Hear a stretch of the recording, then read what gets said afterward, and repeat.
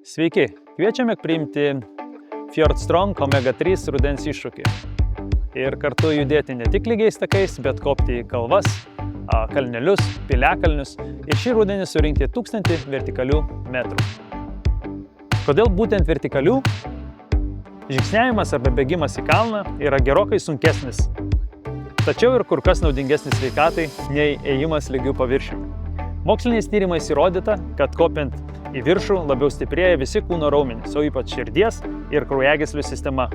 Be to, toks lipimas skatina laimės hormonų išsiskyrimą, kurių mums taip dažnai pritrūksta rudenį. Štai kodėl būtent vertikalių žingsnių rinkimas yra svarbi sveiko ir ilgaamžio gyvenimo dalis. Na štai, mums pavyko! Kiekvienos viršūnės pasiekimas primena, kad galime daugiau nei tikimės. Tad pirmyn su stiprybė į rudenį.